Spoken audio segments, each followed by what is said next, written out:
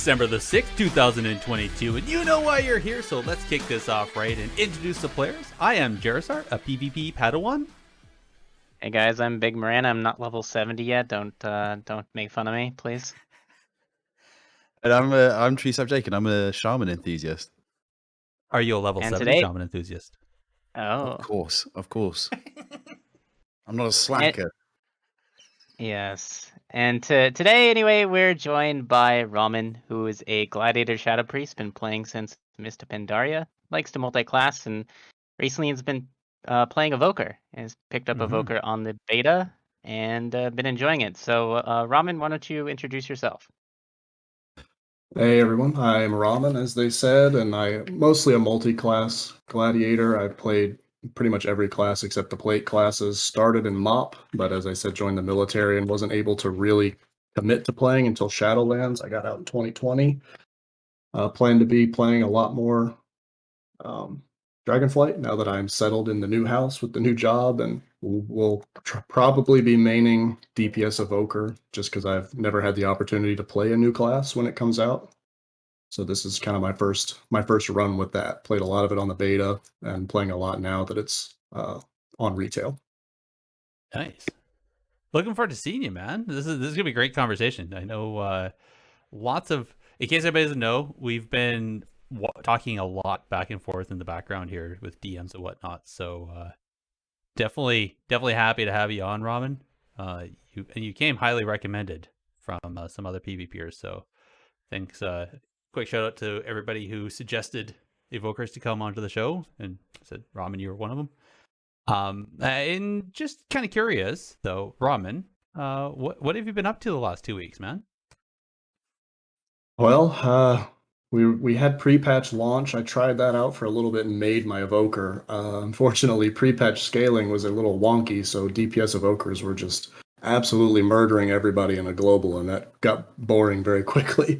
I did get 2400 and twos for what that's worth. I don't think it required a whole lot of skill to fire breath people or sneeze on people, as they say.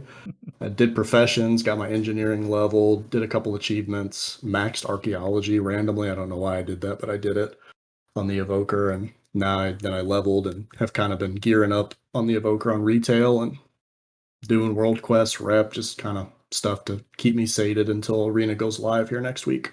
Nice. Just out of curiosity, did you participate in any of the bloody coin farms that were going on, those big raid groups? I didn't, however, I was up really late, I think yesterday or the day before, and I saw a group in LFG called Sea-Doo F This Guy, and I was like, okay, this is going to be interesting, and it was Sea-Doo on stream really mad at a Warlock with max buffs and Azure span with like 4 million health just killing everybody, and it was a 40-man group of people that like dive bombed on him with our drakes, and it took 40 people to take this guy down. It was probably the most fun I've had in World PvP since MOP, I imagine. That sounds absolutely amazing. I heard similar things. I heard that there was on another server there was like a demon hunter with like 5 million health and plus all the leech and everything, like literally a raid boss level character running around. Yeah, I think a demon hunter would not have died to 40 people. The only reason we killed him is because there was like 10 evokers in the group just racial knocking him on cooldown because he was trying to soul rot, drain life, and be like invincible with the shield you get from it. From was it soul burn, I think is the ability they got back. So he was trying to do that, but he could not get the soul rot off, and he did eventually just die. I think his soul leech pre-nerf was healing him for like 400k a second or something. It sounds like it's literally the episode from South Park. You just have one like overpowered player. It's like a community effort to take him down. Like, yeah, that's what it was, and it just happened to be Sea-Doo that he made mad, and Sea-Doo, like, used streamer privilege to get a full group of 40. Like, I think there was like 10 rank ones in that group that were just like, yeah, let's get this guy. I wonder if they had that in mind, like genuinely, like to make a massive world boss player. I think they did. That's sick. Yeah, because you can get super powerful super quickly, and like, I mean, I'm talking like immune to damage, 10,000% leech, 5 million HP. I don't think a demon hunter that does it will ever die. I think it would be impossible for them to die to any amount of players. Wow. That alone though is a story like I could see this being a YouTube montage, like, hey, remember in 5 years, remember back in the first days of Dragonflight when people were raid boss level. I could totally see that. Jake, how about you? Did you make yourself raid boss level while you're leveling? I didn't actually. I've totally missed out. But then again, I don't think anybody's ready for Elemental Shaman raid boss. That would be a little sick. Just like Chain Lightning rinsing everyone with Stormkeeper. I think it'd be no. I've been just I've had obviously I played a lot of pre-patch and it was interesting. I actually played twos with a Devastation Evoker I just like chilled and they just ran in and one shot everyone and it was fun for like 30 minutes and then it got boring because just everyone lost and then you'd queue into another Devastation Evoker who would just one shot you Yeah. or you'd have to commit everything and it was just a bit boring. But anyway, and then obviously launch happened, which was diabolical on EU. At least it was pretty bad. A friend of mine suggested that I go into the stockades to try and reset my server. Worst idea ever. I got stuck in the stockades and couldn't get back out. I was legitimately in jail for a good part of the launch. And then I eventually managed to get back to Shadowlands. I got to Oribos, and then after about maybe 10 to 20 minutes, got back to Stormwind, and then it started working finally. But like, it took me 2 hours to get in. Oh my gosh. I ended up giving Blizzard $50 of my hard-earned money to get off of Illidan because it just crashed. It crashed like 5 times, like 15,000 MS. It was absolutely unreal, the launch lag. And still to this day, the lag in Azure Span is a little bit suboptimal, we'll say. Yeah, I felt the same.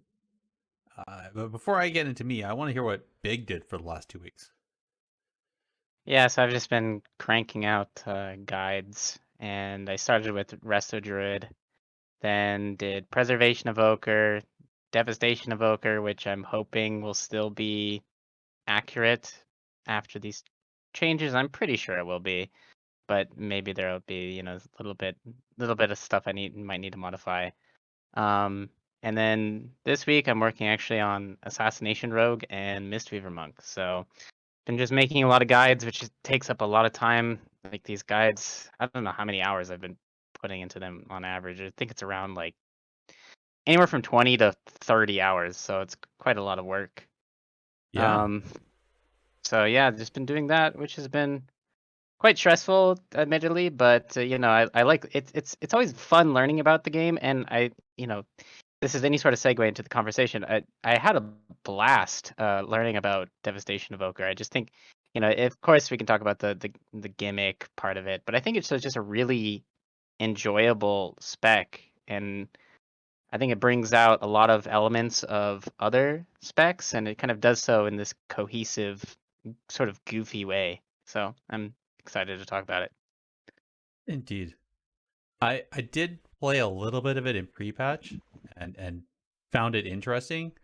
I think I was missing some of the nuances of it though, so I'm really interested to dig into it as well and really pull apart Noodle's brain or Ramen's brain like a little noodle and see what we can figure out about the Devastation Evokers.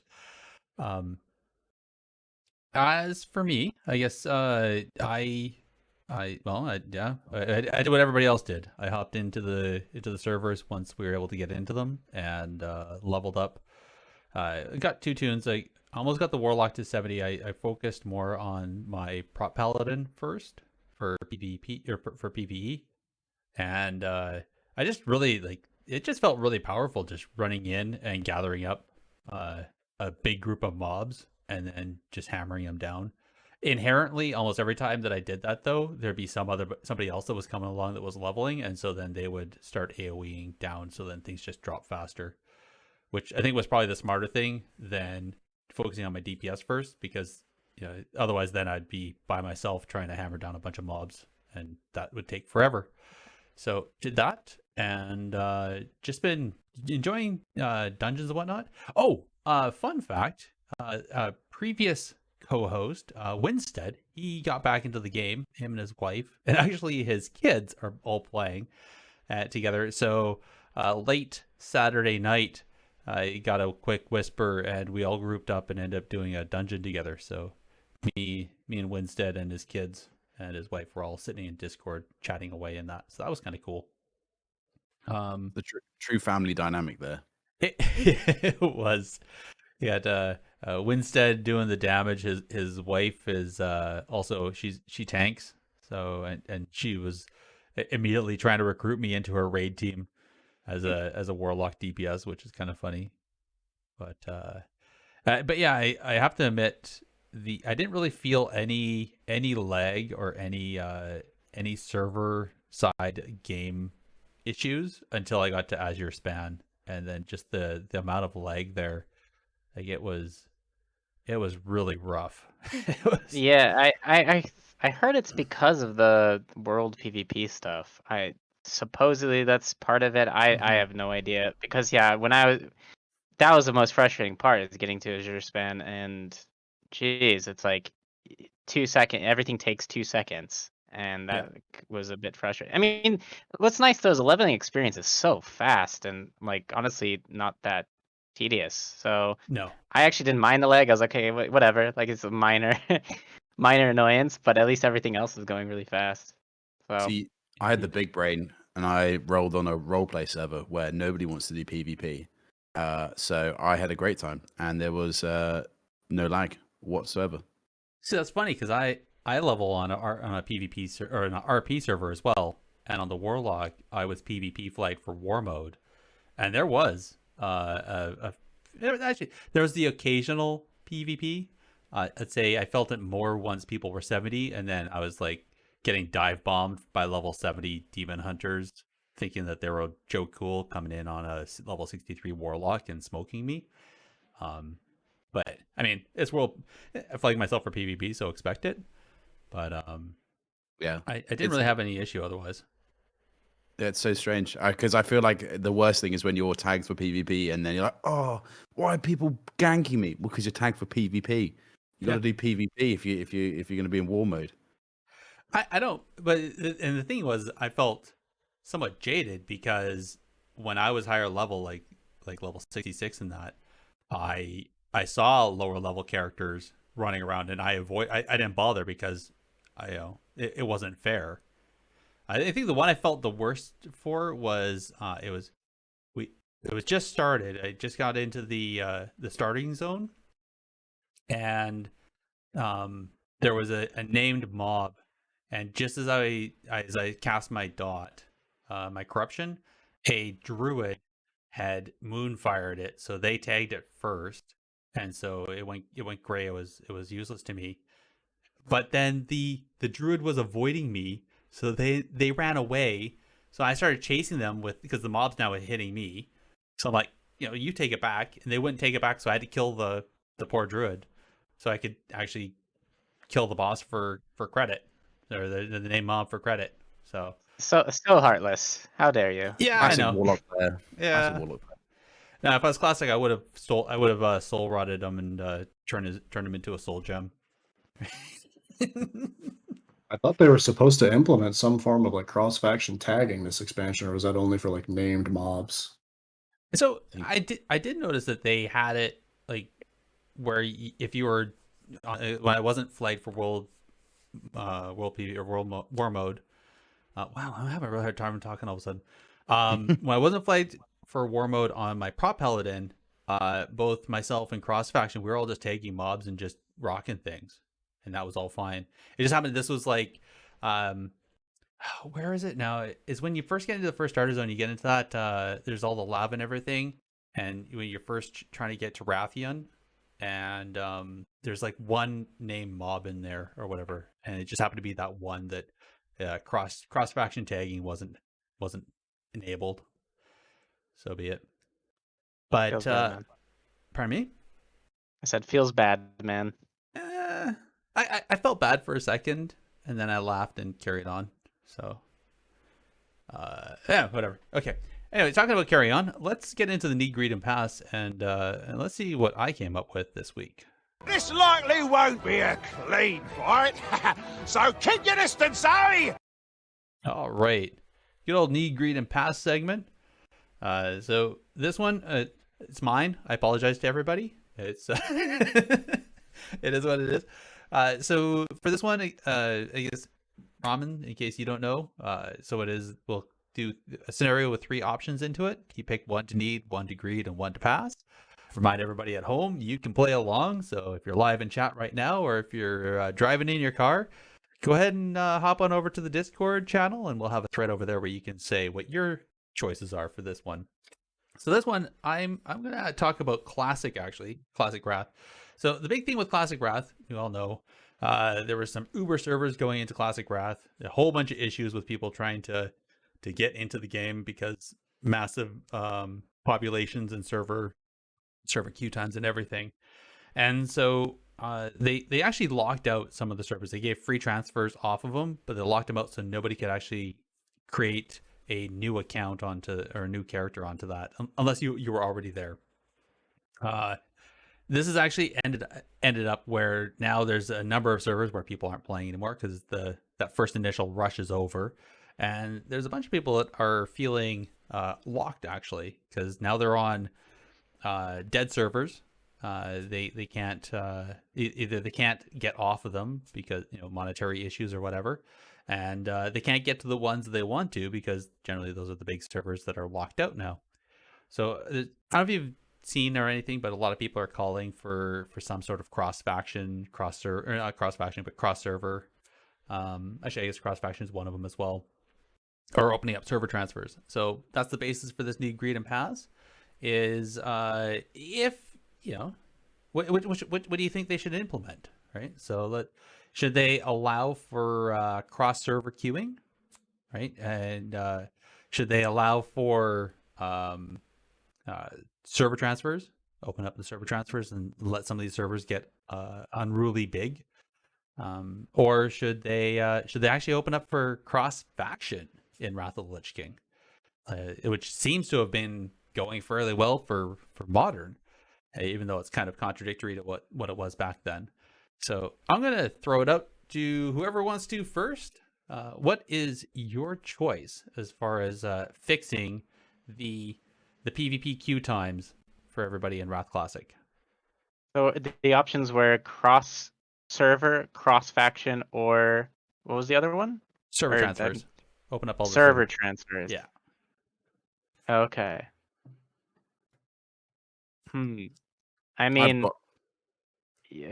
go for it, Jay. Go for it. For me, I'm going to say it's definitely going to be. I'm going to need on cross server, because I don't think cross faction is going to fix it. So I'm going to go cross server as my need. I'm gonna greed. I'm gonna greed server transfer, so that friends can kind of come together, and then I'm gonna pass on the cross faction. Okay, I like it.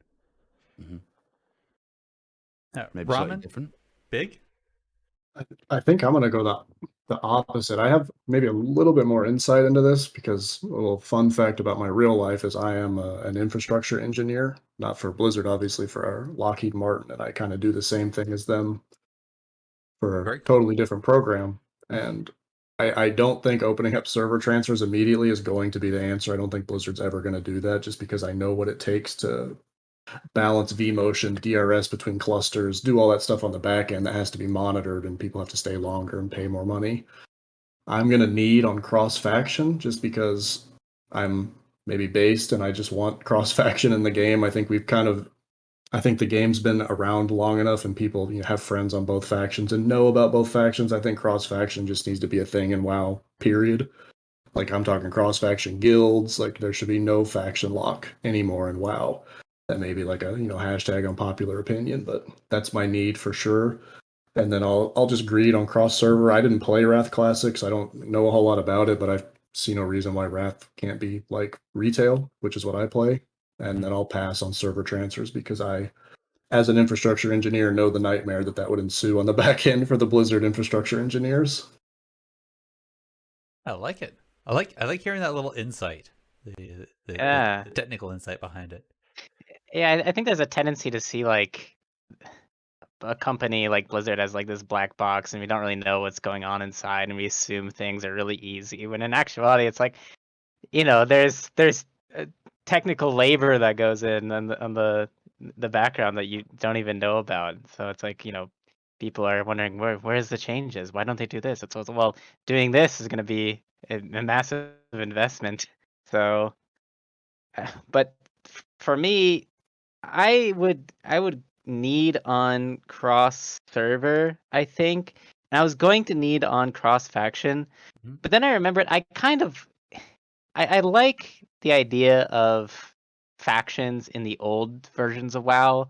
I think it kind of made a lot of sense. And the reason why I wouldn't want cross faction in Wrath is because that means you could have like you could have humans on the same team as I don't know what the best racials are on Horde, but I feel like the human racial is way too strong in Wrath, that mixing it in with whatever the best Horde racial is would just kind of make for an experience that isn't that fun, and would kind of make things a bit too cheesy.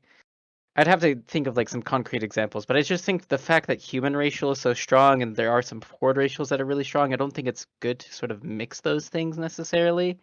And so I kind of like this idea of having separate factions in the old version of the game, the older versions of the game. I think for the modern game, I think it kind of makes sense to do cross faction queuing, because I don't think, I mean, of course, racials affect PvP in some capacity, but I think human racial was just so game breaking back in the day that I don't really see. I don't think the balance is there racial wise. So I would definitely need on server cross server queuing. I'm actually gonna greed, and that this might sound like a contradiction. I'm gonna greed on cross faction just because I'm curious what that would actually look like. Again, I think Yep. it would just be a complete mess balance wise, and some comps would just be insane. And then I'm just gonna I want to greed on the other thing too. So I don't know. I'm gonna pass on the server transfers just because the other thing seems more interesting. You use like So ninja loot. Is that an option you can just pull out every once in a while? I'm gonna ninja loot the last thing. yeah, We should because have that. I never thought of that. Shoot. That's a good idea. That's a good idea. We definitely should have a ninja loot. Does that mean we have to think of 4 options? No. It means it's almost like a veto card where somebody gets to come in and just ninja loot something. Like the golden buzzer, you get 1 per episode. Exactly. All right. I think I'm. Oh, so I actually was thinking about server transfer, but I wasn't thinking about the hardware uh, issues behind it. So I think I'm going to do it anyways, because really this is all about, it's fantasy, it's the wish list, but it doesn't mean necessarily needed. I think for the necessity of the game, though, considering how strong guilds are in the classic versions of WoW compared to modern day with BattleNet and everything else, but I always felt that guilds still have a very solid place in the Wrath era. I think server transfers are still very much needed for that. So I think they should. I really think they should open up, especially if you really think about it. A lot of these large servers are existing because it's almost a complement of how big the external communities have also become compared to what classic or Wrath was back in its original days. So I really I'd like to see that. I'd like to see people being able to be part of their game with the communities that they want to game with, and game with like-minded individuals. I think that'd be really cool. And actually uh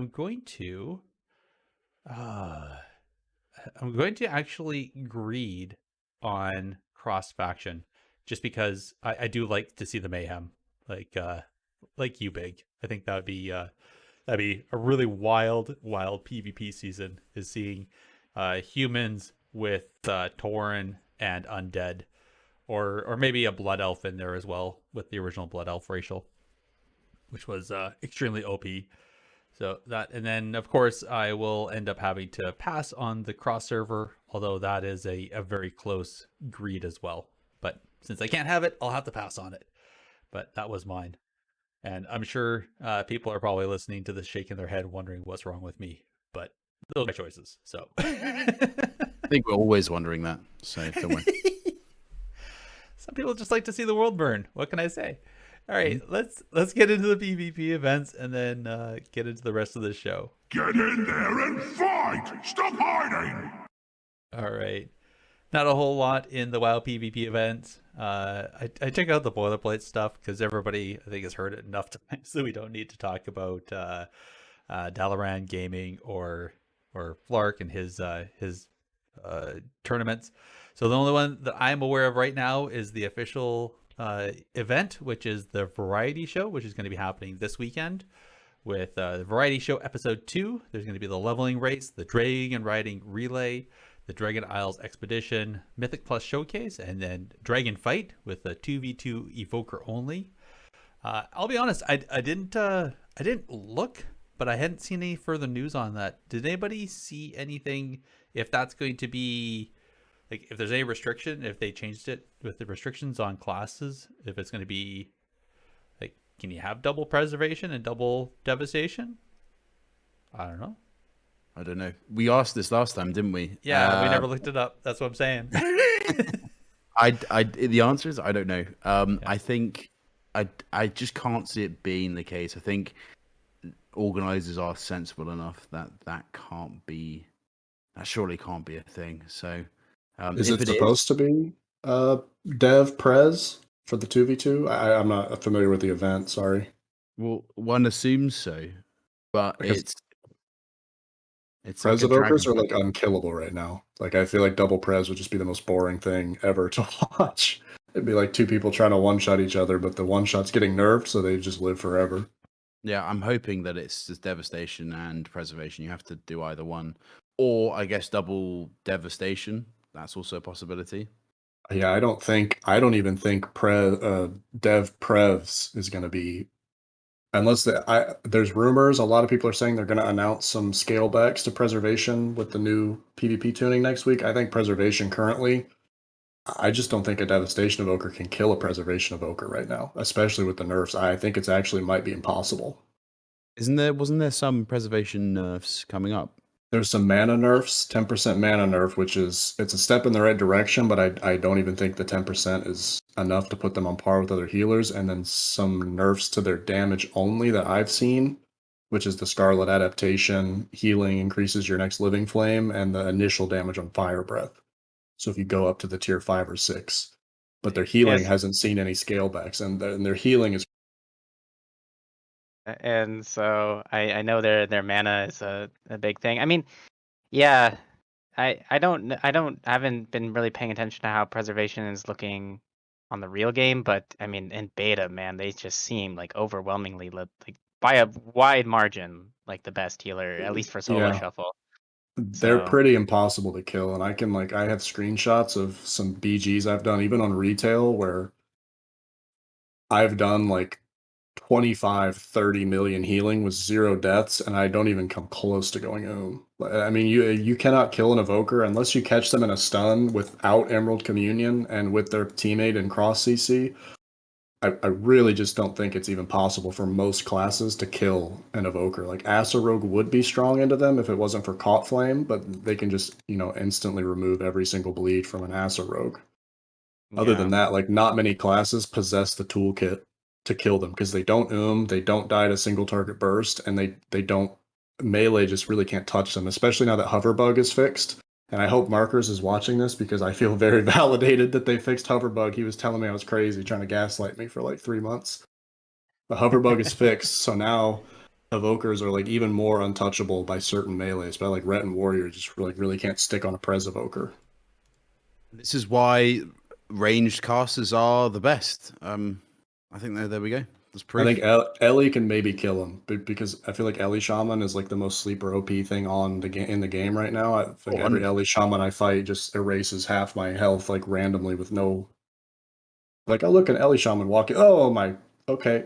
I guess I'm dead to 17 lightning bolts. Yeah, there's a lot of I won't go into it because I could talk for days about early shaman, so I'm gonna hold back. But I think yes, there we go. That's all I'm gonna say. Yeah. Agreed. All right. So while you guys were talking, I was still trying to look, but I can't find anything. It just says that they're inviting 8 gladiators to participate in Evoker only shows, but there's nothing that says what the rule set on that is. So it could be double preservation. It probably won't be. They probably won't allow that, but we'll see. And also, it looks like the stream crapped out. My OBS crapped out for a second, and now I can't seem to get Ramen's camera working again. I don't know why. Well, I do that in the background. Why don't we get into the subject analysis here, and somebody else can do the talking while I figure this out. Here we go. I'm gonna light you up, sweet cheeks. I think the best person for that is the person that's written a guide on it, or at least helped to. So, Big, did you? Yeah, I guess maybe a useful starting place is kind of explaining what Evoker plays like in Arena. And because it's kind of unique, and Ramen, I'll let you chime in just a second, but for me, it kind of feels like it's taking sort of the explosiveness of like an arcane, maybe not, it's taking the explosiveness of like a Destro Warlock with like the utility of like a Shadow Priest and the mobility of an Arcane Mage. And you just kind of put those things together, and I think you kind of have Evoker. Admittedly, I do think there's a tendency to see it as a bit of a gimmicky spec because of Tip the Scales, Fire Breath, but outside of that interaction, I think it's a relatively honest DPS class. I guess, Ramen, how would you explain the playstyle of Devastation? Yeah, I would agree with you to an extent. The mastery encourages you to come out the gate swinging, like something like a Fury Warrior or a Demon Hunter would do.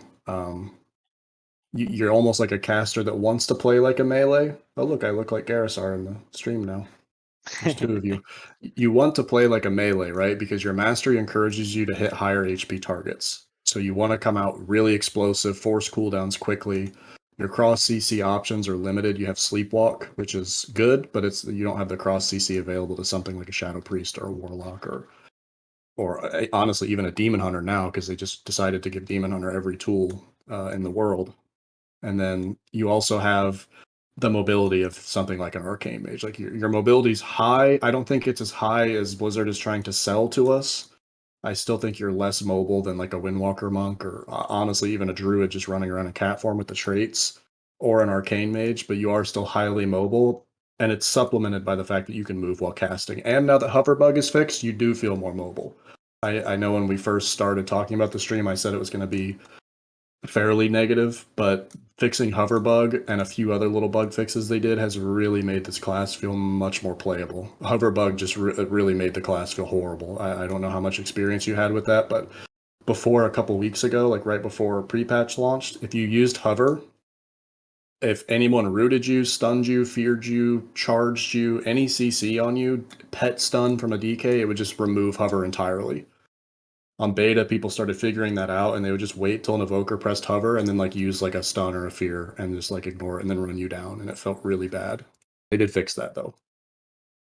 And what's kind of unique about the spec is, again, if you wanted to tell someone from Twitch chat what Evoker is like, I would just say Mitch Jones. It is literally the most Mitch Jones Yeah. spec I've ever seen in World of Yeah, Warcraft. it definitely is. You basically you have two empowerment spells.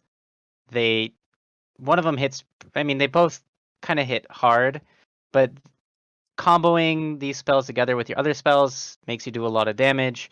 But these empowerment spells have 30-second cooldowns baseline, so it's like you dump your damage and then you basically do very little for a period of time, and then you dump your damage again. It's basically it's a spec designed for people who want to play like Mitch Jones. And again, with a mastery, you're kind of encouraged to try to one shot.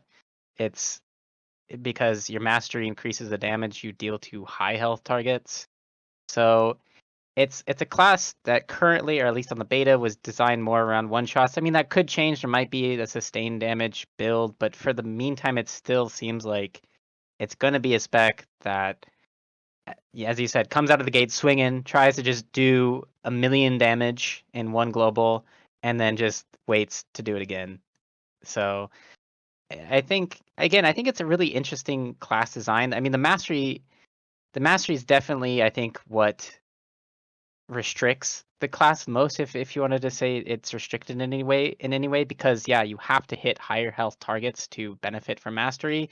So yeah, again, you're not really encouraged to rot people. Like, by rotting people, you're actually nerfing yourself. And so it's kind of a spec where, yeah, if you like explosive gameplay, definitely want to play Evoker. I know, Jake, you play Ellie Shaman. Have you played Evoker at all? I did, yeah. I played a lot of it in actually early alpha and a little bit in beta, and I found myself really struggling with the range.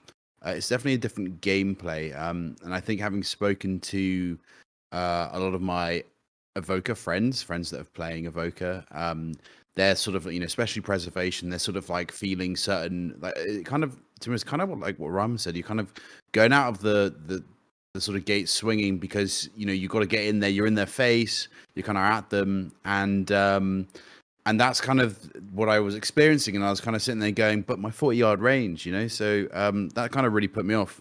But the burst, I think, is interesting, and it was definitely interesting to play. I don't know. I just think it's just like Yeah. I don't like the way that it has become gimmicky. I feel like when you look at preservation feels like a complete spec. And you look at devastation, I feel like there's just so much more missing from it that could be insane. Like I've been really happy with Elemental Shaman in Shadowlands and in Dragonflight at the minute. I think as a spec, it feels amazing. It feels very complete. It's got more utility now than ever. And as I kind of explained in like multiple times during Shadowlands, like it was in the best state it's ever been, in my opinion. Like, in terms of design, it just kind of, the meta kind of sucked, and that was why it's frustrating to play. Whereas I feel like with Devastation Evoker, this is possibly one of the best times, especially with their mastery, with all the big health that we've got, so you get big numbers and do a lot of damage. But it just doesn't feel like it has anything outside of that big burst window. Well, what I do like about the spec is, of course, it is a hybrid. And I think the problem with playing hybrids is, of course, you can heal, but you never really want to heal. It's kind of like, oh, damn, like I need to like, I'd rather use my Maelstrom stacks on like a lightning bolt, right? I don't want to be using them to heal, right? At least that's how I view things. You might disagree, but I think with the nice thing about Evoker is you're rewarded for doing healing. Like, your healing buffs your damage with one of your bursting tools, which I think is really interesting. So I think, Charlotte adaptation, yeah, which is one of the talents getting nerfed coming up. yeah, Till today, it got yeah, nerfed today. yeah. And so, I mean, I do like that element of it where, again, do you have these periods of time where you're doing like very little damage? And I think if you squeeze in healing during that time, and you're setting up your damage for the next wave, and I kind of like that element where you kind of have to do both. Um, I think, though, yeah, having only one CC option and having that CC be tied to a cooldown is, that I think can feel maybe a bit limiting. I don't know what comps evokers are going to be good in, but I'd imagine it would be some wizardy type stuff. I don't know if they're going to be able to play with melee too I think often. maybe DK Evoker would be good. The A-bomb limb change. Mm-hmm. I don't know how many DKs are going to be taking A-bomb limb, but Mm-hmm. well, I guess first going back to the range thing, because I wanted to talk about that. The 25-yard range for Evoker. First of all, the forums of DPS Evoker on beta have universally been calling for at least 30 yards the entire duration of beta. I think I've never seen something. Two things: soar, just make soar like dragon riding. Like, for the people that are into like immersion, like, stop making me ride a dragon as a dragon. It's very weird. I'm not even like, a super RP person, but it does, like, I'm a dragon riding another dragon. Like, it just looks weird on my screen, and I don't like it. That, and then also the range issue, because they said we're gonna make you highly mobile, but to limit your mobility, like the power of your mobility, we're gonna give you reduced range. but you're not super mobile compared to other classes. Like you're not as mobile as a demon hunter. You're not as mobile as a windwalker monk. You're not as mobile as an arcane mage. You're not as mobile even as I think a druid. Or like honestly, warrior seems to be more mobile sometimes with heroic leap, double charge, and then if they play with an evoker, double heroic leap. The mobility's good, but it's not good enough to warrant the 25-yard range. Like, what am I gaining as an evoker for getting 25-yard range? You're taking 15 yards from me, and you're giving me what? I'm not as tanky as other casters. I'm not as mobile as most classes. I'm not doing like crazy damage compared to other classes. It just feels like they wanted to do the experiment, but they weren't willing to gamble and maybe risk making Evoker a little bit overpowered because of what they gave them to compensate for the range. They just said, we're going to make a caster, give it limited range, and see how it goes. And it seems that the feedback mostly has been negative regarding that. I think almost if you pull up the Evoker beta forums right now and just scroll for 2 seconds, you'll find a post complaining about the range. Yeah. I think actually most ranged classes have 40 yards anyway now. Yeah. So Yep. you'd have 10 off most classes, which, by the way, when you play a caster, feels like forever. I remember when I first played Wrath for the first time, and Hex was at a 20-yard range. I literally had to be on top of people to get a successful Hex off. I have to literally be in your face, and Yeah. you could feel that, and I still feel that playing retail now. Sometimes I'm so used to how wind shear, I think, was like 30 yards. It's 40 yards on retail, and I haven't gotten used to that still, despite the fact that I've played retail longer than classic. But it's like it's such a strange thing, and those sort of ranges, you can really feel them. And I think just pushing that up into the same level as preservation would just make more sense. And I think At least 30 yards. yeah, I think 30 yards would make sense, because that's like, okay, that's within the sort of the class ideology, and I think that works out really well. It's at least the same as a Ret Paladin. Like I was dueling Savix and I was trying to run from him, but his range was further than mine, so he just killed me with judgments. I was like, okay, that doesn't feel very good to be a ranged DPS class, dying to Really? like the meme wheelchair Ret Paladin because he has a higher range than me on his judgment. Yeah, that is actually super yikes. So I totally vibe that, and I think it would make sense if Blizzard listens to that, because they have been listening a lot, and I think there may be a chance they do that. I'm worried that it won't be this expansion. I think we're pretty much, because and I'll be honest, this is the part of the podcast where I said I was going to be maybe a little bit negative. I don't want to come across as a negative Nancy, but I've never seen in my life of playing this game, and I've been active on every beta, I've never seen universally negative feedback for a spec be almost entirely ignored by Blizzard. There has just been, I mean, it feels like almost nothing that people have asked for has been done. And then they do things like the Fire Breath rework, which the Fire Breath rework I think was good, but it was like so far down on the list of problems that people had, which was the range, the spec feeling kind of incomplete. Like it feels like they made preservation first, and then like the leftover stuff they just kind of threw into devastation because they needed a second spec. It's what it feels like sometimes. It's much better today, like right now on beta December 6th, than it was, even a month ago, because they fixed some bugs and fixed the tooltip thing with Eternity Surge. It feels better now than it did, but it still does feel like kind of an incomplete spec. Like it's very simple, and you have to type advanced to make it, which is, like, I don't know if it's Blizzard trolling us. Preservation feels advanced. Preservation's exactly what I had in mind when I like, an advanced mid-range caster. Like Preservation has a lot of niche, and, you can do a lot of skillful plays as Prez. There's a lot of things to track. Devastation is just press your Eternity Surge for damage, get up your Fire Breath, and then kind of run around pressing Living Flame on cooldown and Disintegrate. It's like the Demon Hunter of casters, essentially. Like it's just not rocket science to play a DPS Evoker right now. The niche lies in the combos and positioning yourself with 25-yard range. That's the hard part, is doing this damage while in closing range of most melee. Like you can 25-yard range, like you can almost instantly be gap closed by any melee right now. I think every melee can just instantly close the gap on you because of that 25-yard range. And I think that's what will separate good evokers from bad evokers, because anyone can press Eternity Surge into Tip the Scales Fire Breath. Like any my dog sitting right here, I could train my dog to do that. However, being able to manage the 25-yard range with, we know how popular melee cleaves have become, especially in Shadowlands. Yeah. I don't know that it's going to be a super fun time for a lot of Devastation Evokers once they start climbing into the brackets where people, have their thinking caps on and are actually playing the game well. I think you're just going to get honestly run down by melee cleaves that can close the gap on you instantly because you have to be within 25-yard range of them to do damage. And I think it's going to feel really bad further into the season, especially versus DKs and especially versus warriors, especially Fury, because like they can just infinitely close the gap on you, and your hover is nice because you can move while casting and kind of juke with your racials. But you are going to be getting run down most of the time, and you just don't have the defensive toolkit to live. I Yeah. think that's where you're definitely going to be relying heavily on your friends, your teammates to help balance that Yeah, out. it's going to be very comp dependent, almost like kind of like enhanced shaman.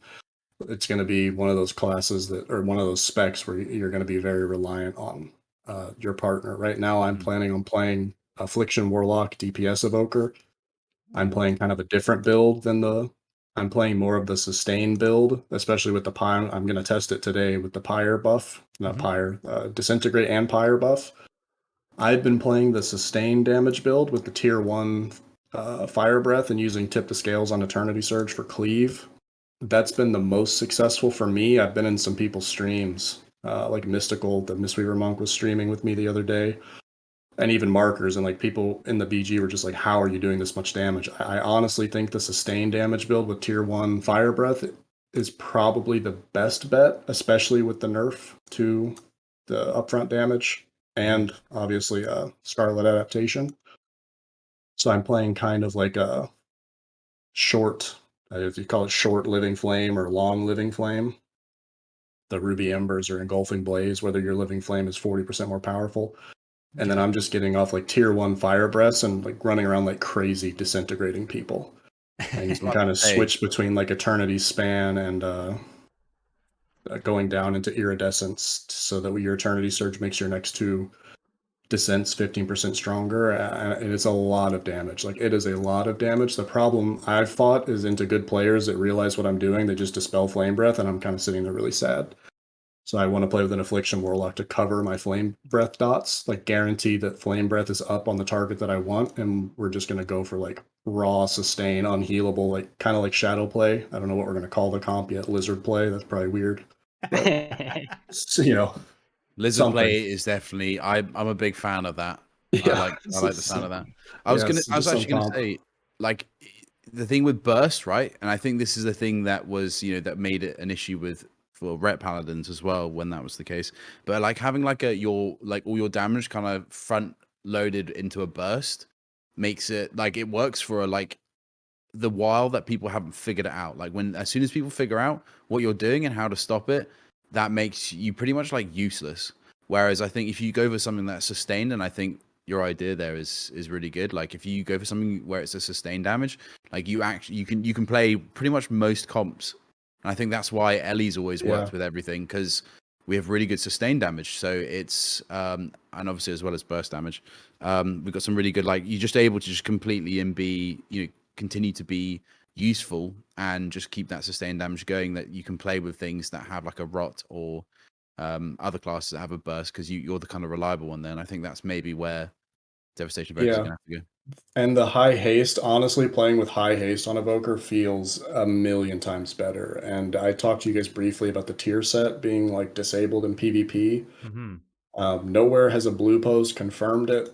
We haven't seen anything about it, but I've asked probably 30 people that I know play Evoker on beta and have had access to the tier set. Like, have you ever seen this tier set proc in PvP? And universally, either I don't know or no, or people just know it because it procs Lust, and Lust is disabled in PvP. So I guess they just like preemptively disabled it, which is really lame. That DPS Evoker has the 1 tier set that would be disabled, and their 2 set encourages, kind of like the one-shotty build that we had before with the 5% crit, and they just nerfed that. Mm-hmm. So now there's 3 play styles to Evoker, I think, and Big can chime in on this if he thinks there's another, but the 3 that I've put together, like the 3 kind of different play styles, is the one that Big was talking about. where you go for the big fire breath one shots, crit mastery all the way, and you know, Dragon's Rage, put up your Shattering Star, Eternity Surge tier 1 into an instant tip the scales fire breath, and that's just big upfront damage. You can maybe close with a deep breath or deep breath beforehand, depending on, like, I guess it would be situational when you can get it off. There's the build I'm playing, which is the sustain build, which is where you go for tier 1 flame breaths on as many targets as possible. And then you go for just pyres with catalyze, which makes your disintegrate, make your fire breath deal damage 100% more often while you're disintegrating the target. And then you use Eternity Surge to either proc iridescence or just for cleave damage or single target damage with Dragon Rage up. And then there's another build that I haven't tested a lot, and I want to test it more now that the season's live. It's very, very good into demo locks and unholy DKs. You play Pyre and Volatility, and then Charge Blast, obviously. With a couple other talents, you can spec out of Flame Breath talents and go down to Iridescence on the right. I'm like pointing at it on my game, like you guys can see it, but it's the capstone on the far right for Devastation Evokers that makes casting an Empower spell, makes your next two spells of the same color 15% stronger, and essentially you just spam Pyre into people, and it procs and has a chance to proc off pets. So against demo locks on beta, I was literally doing like unhealable, like 200k DPS because it's procking off all their pets, and it's like chain procking Pyres, and it's doing like so much damage to them that I was actually able to kill demo locks on beta with it. And this is before all the nerfs. Like, it was a lot of damage. The impossible.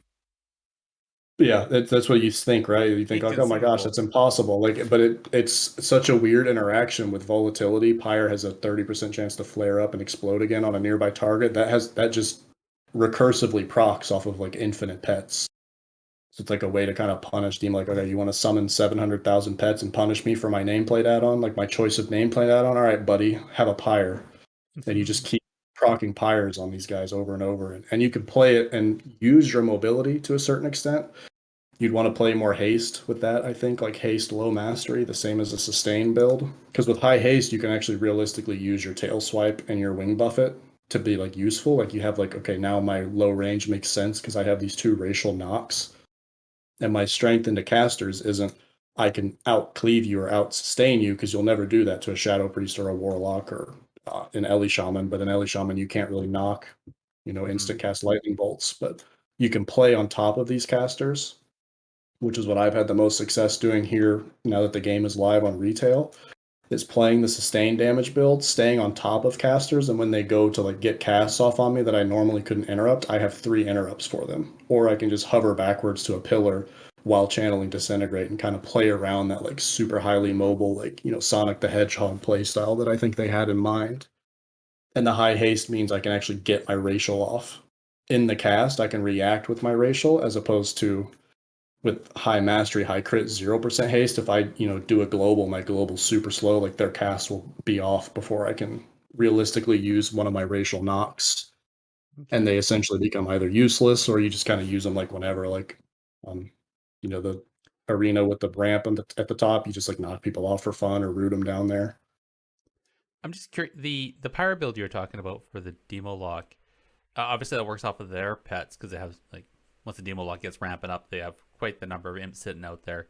How does that function against other classes like Beast Mastery and their pets, or even like a Windwalker monk or a mage when they bring up mirror images? Does it work the same, or?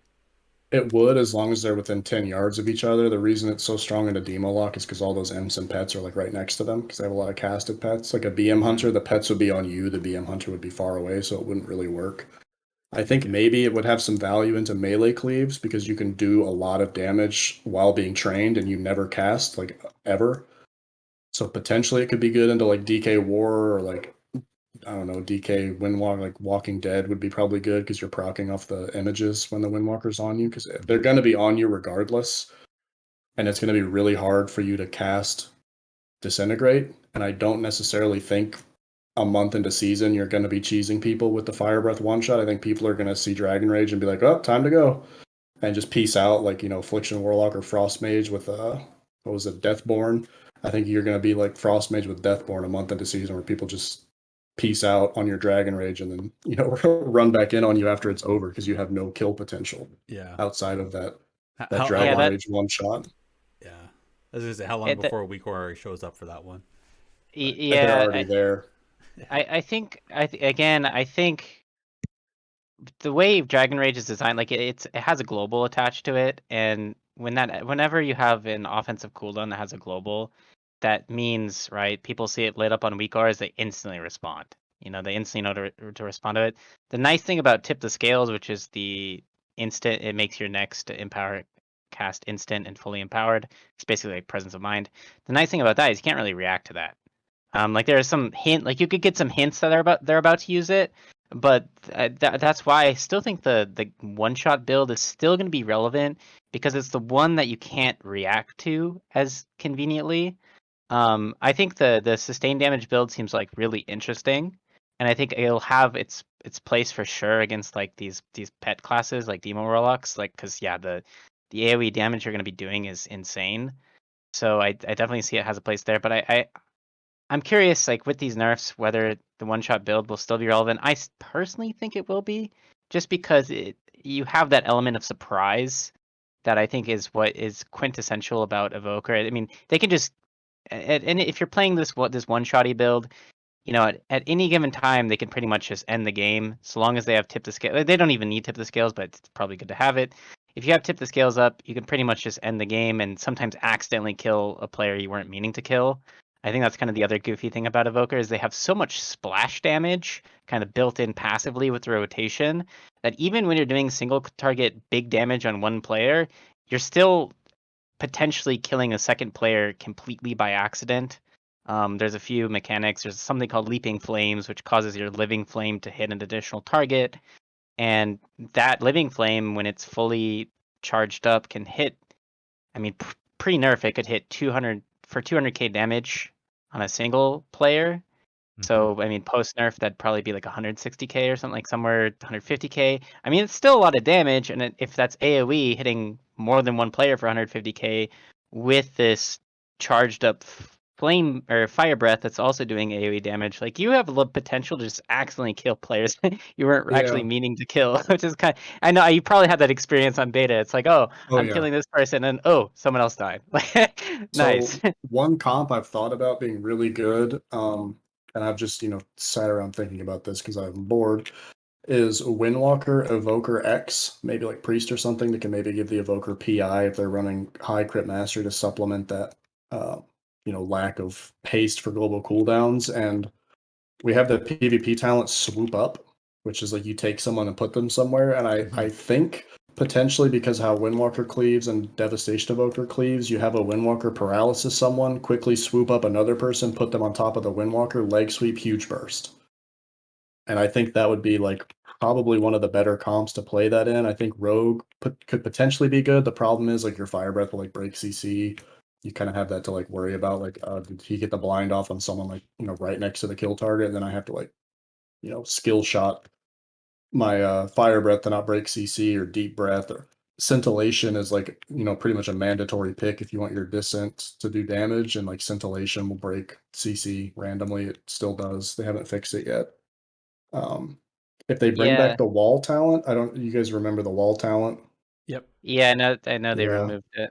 If they bring that back, it would be better. Like anything with stuns, and Evoker can like like a Windwalker leg sweep and then deep breath on top of that leg sweep with the walls every minute.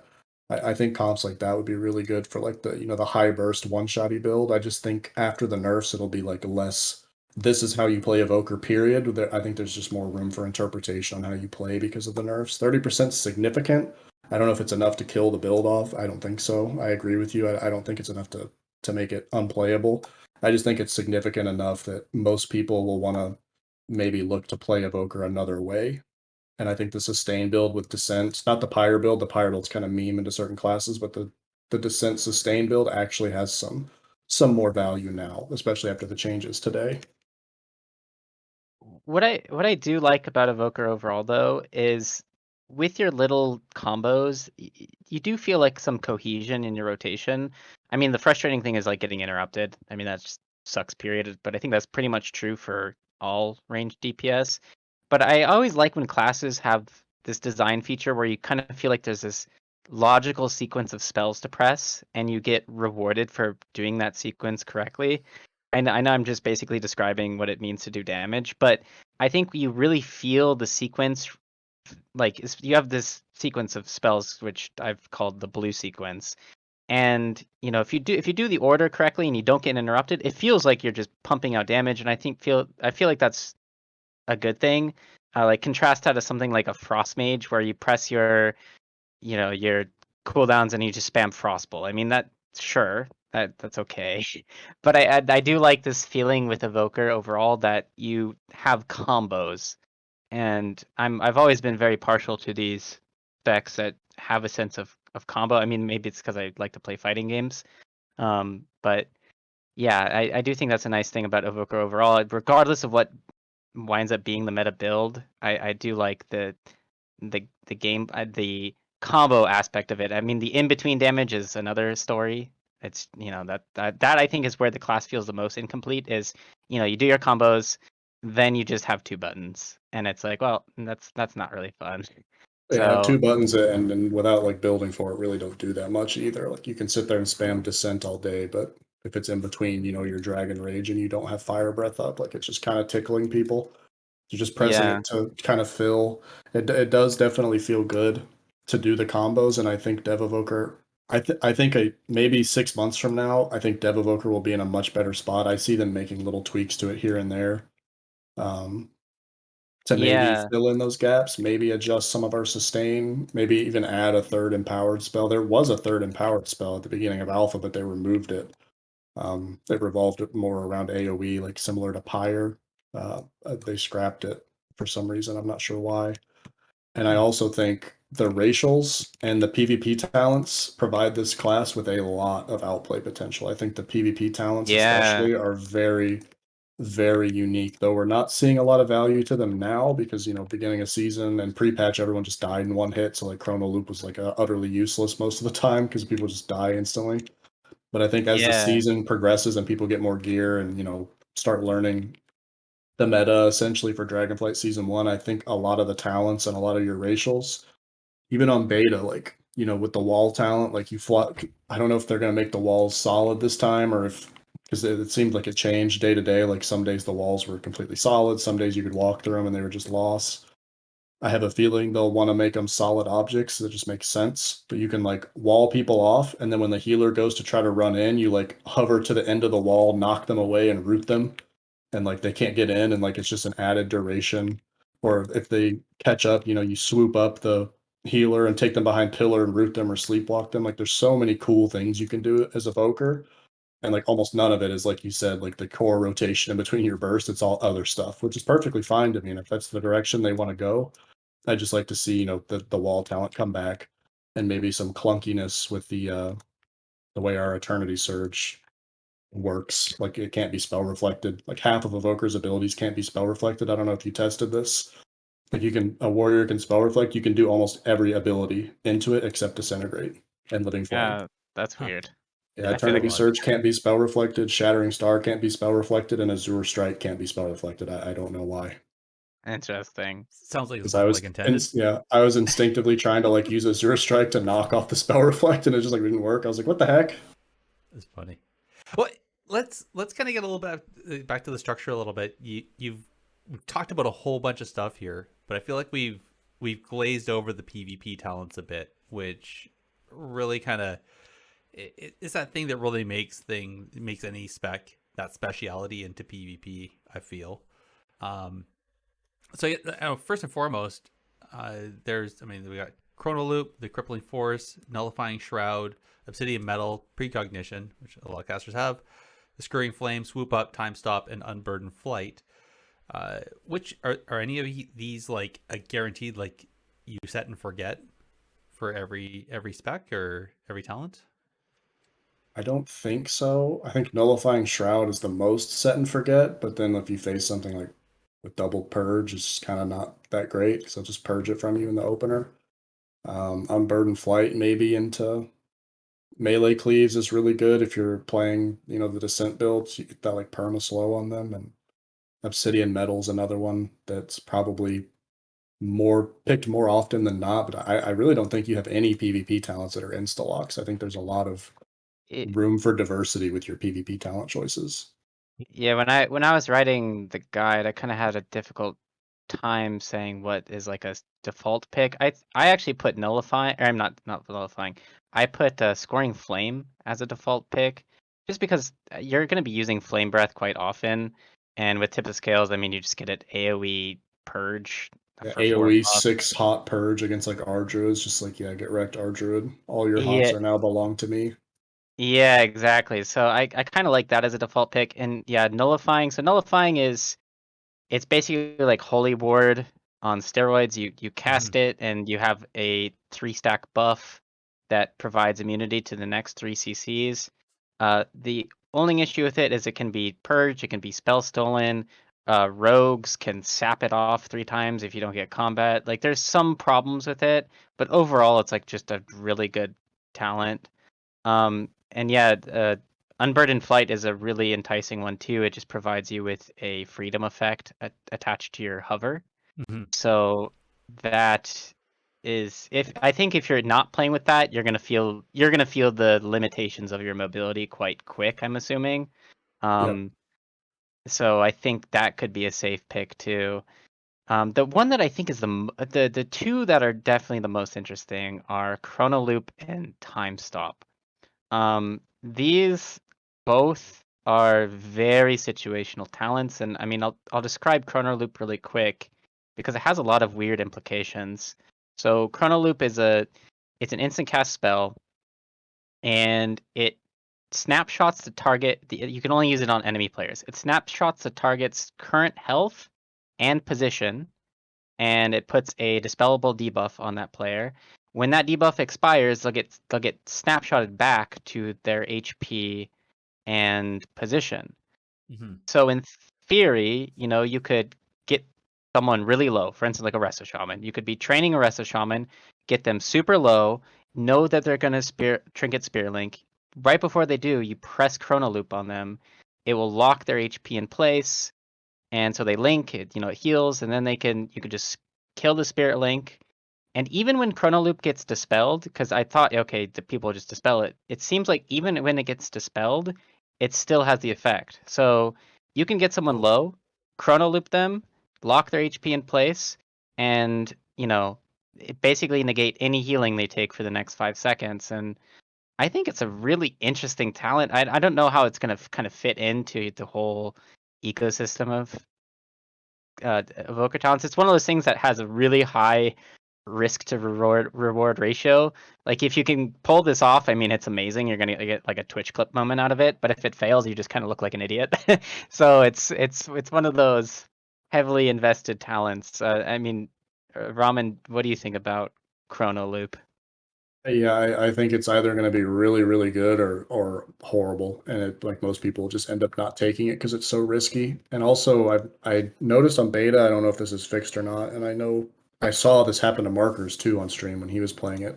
It seems like you can range Chrono Loop, like you'll use it on someone, like a Mistweaver monk or something, ports to the other side of the map and then goes further. I don't know what the range is on it, but it'll just not work. Like it'll just expire completely.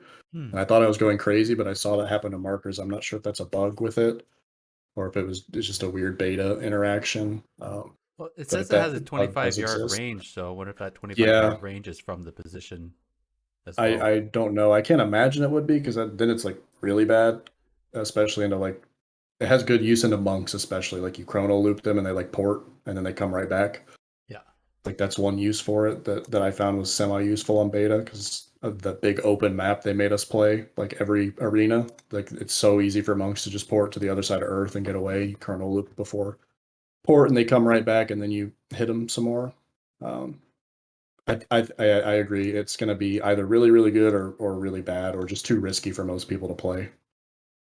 Yeah, and then Time Stop also is pretty interesting. So this is basically a cyclone that it's an instant cast cyclone that you can only use on friendly players, including yourself. So what it does is it says the tooltip says freeze an ally's time stream for 4 seconds. While frozen, they're invulnerable, cannot act, and auras do not progress. So basically you just make them immune. You just throw a cyclone on them for 4 seconds. The thing that's interesting about this is there's so many different ways you could use this spell. I think the most typical way you'd probably use this is say a rogue, say an RMP is stunning your partner, just in annihilating them. You could time stop your partner and basically make them immune to damage during the stun, which I think is a fairly straightforward use case. But you could also use it to immune CC on your healer, assuming they cancel. They could just cancel off the time stops. Like say a hunter presses into him on your healer, you could time stop them, and it basically CCs them and will make them immune to the trap. So I think it's again a very high risk to reward ratio, which kind of seems to be the the theme of the spec in general. And it's again one of those things you will be in Twitch clips when it's used properly, but will look kind of silly otherwise. I think it's like fairly interesting. I mean, what are your thoughts on time stop? I agree. Another thing to note about the last part of that tooltip, and auras do not progress. If like an Asa rogue like blasts your teammate with 1,000,000 bleeds, and you like, I time stop the burst from the rogue, like all those bleeds will be on you with the same duration. It'll just delay the damage by 4 seconds. So like Okay. the bleeds will not tick for 4 seconds. If let's say the bleed has a 20-second duration, it will still have a 20-second duration at the end of the time stop. So it won't prevent damage in that sense, but it may maybe buy you 4 seconds to like have another cooldown or something if you're playing Prez. And like I don't have time dilation for 4 seconds. Like buy me 4 seconds exactly. Like okay, here you go. Like I think it's another like high risk, high reward. I've also seen it used like, and this was when what's that ability that Desperate Prayer, like some warrior got like a proc that he wanted to save for like 2 seconds. I don't remember what, like an execute proc or something. And like the evoker like time stopped the warrior to save the execute proc until the defensive was over, and then he did the execute. I was like, wow, that's like super Oh big my brain, but god. I don't know like how reliably that's gonna like work out in a 4-second window. Like out of greater fade still existed or something, like, oh, he faded it, like pause, and then you still have your proc 4 seconds later, and then you just go back to wailing on him. Like that's one potential use case for it that I think will be rare and far between, but it would be an epic Twitch clip moment if you did pull it off. I definitely am looking forward to these epic uses of abilities. There's some pretty good ones. I'm curious about the swoop though, where you're able to swoop down and take the enemy and move them wherever you want. I'm really curious because historically, when players have been able to move around a map in ways that were never originally intended to how some of these maps were designed, you end up getting people into some pretty weird places. Have you done any testing with that? Like, is there any like, can you take a player and put them where they can no longer interact at all? Like some really odd spots in a map? I have done that in BGs yesterday. You Yeah. can in Gilneas, you can basically disconnect someone by flying through the cogwheel.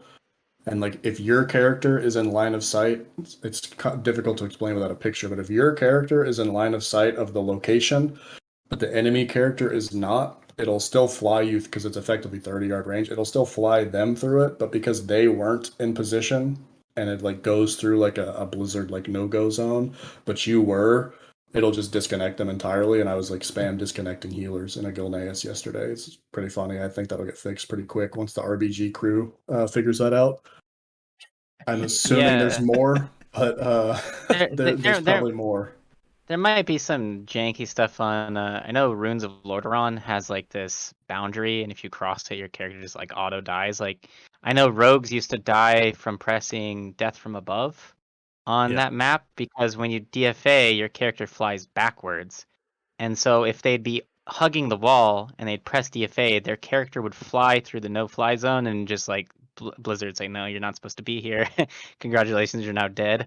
And so there might be some weird interaction. I can definitely see, like, people were worried about mind control bug, and Yeah. of course that was Yeah. annoying. But with rescue, I can see some problems with rescue. I can see some problems with swoop up because you have a lot of abilities that modify the positioning of two characters at the same time. And from the limited knowledge I have about like servers and games, typically that can create some issues. So I Yeah. can for sure see some issues with that. Yeah, on beta, if two evokers tried to like rescue somebody at the same time, it would just disconnect all three of them. Like the server just. I have a feeling it has to do if you guys know anything about something called NTP, like the timestamp on certain events. If two of them match, it's considered like a catch error. I have the feeling there's something like that going on in the back end that they'll have to work out for unique events, like Oh, most definitely. cast those two in an array and assign a unique ID, and then they're logically separate but still the same event on server side. But probably a little too advanced for the podcast. But swoop up also to note doesn't break CC, and I found good uses where I'm playing like priest healer evoker X, like rogue for example on beta. Like my rogue got the blind and my priest was way too far to get the fear, and we're still doing damage on the kill target, which was a monk, and I swoop up the enemy in the blind to the priest so he could guarantee the fear, which is a pretty cool use case of it. Like Oh, put somebody in position to get feared. Where's the Twitch clip on that? I'm gonna have to start streaming in Dragonflight more consistently, Yeah. so I can get some of these on camera, because it's so much cool stuff happens, and you're just like, man, I wish I streamed. Yeah, there is a. I know we've lost the other program that was really good for it. That's for some reason gone out of my head. There is Squad OV. yeah, that's it. Squad OV. Overwolf has something called Outplayed now, which basically just records every time you go into WoW. I do YouTube, so this is very useful for me because sometimes when you switch on the record or even streaming, you kind of feel that pressure and you don't quite perform in the Yes. same way. Which I think anyone will say. I mean, anyone that does any recording will feel that way. That's a really good way of kind of recording your games. But I was going to say, Ramen, was that you should get into it. I know that you haven't had the opportunity to do content creation, but even streaming and doing that sort of thing is a great way of just even being able to look back at your own gameplay, regardless. So I think you should get 100% turn on the Yeah. stream, capture all those moments. You forget it's there, and it's great. I probably will end up streaming more now that I have the kind of the ability in my own office in this house. So it's just a matter of like I've been moving, and then also with my position with the government, it's kind of tricky to do stuff like that for me personally. So I have to like clear it with Yeah. work and everything. Just ask Joe Biden. Just say, listen, mate. Yeah, I need to play World of I'll get Warcraft. with him. I'll get with him tomorrow. I'll send him an email. Then when I'm fired and unemployed, I'll definitely have to stream. Exactly. Pay my mortgage. Listen, President Biden. I know you're trying to save planet Earth, but what about Azeroth? Yeah. It's The like, hey, Dragon Isles. I need to stream some cool swoop ups on WoW. So do you mind if I just like Yeah. do that? Security can wait. Joe, but he'd probably say yes. He probably had no idea what I'm talking about. He'd just be like, hey, you go for it, buddy. Follow your dreams. I think he probably would. It's funny if you could actually talk to him. Yeah, That would this be is funny. the American dream.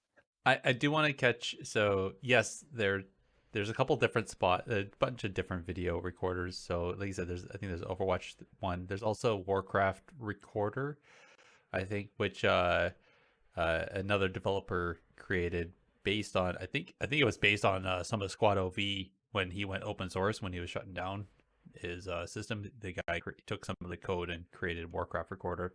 So that's also available. And I think there's a few other ones if you want to record without streaming, which is pretty good. But other than recording your own gameplay, what else is there? What else is there about Evoker, Devastation Evoker, that we haven't talked about yet? Jake, is there anything that you can think of? Well, we talked about it lightly before, which was the tier sets.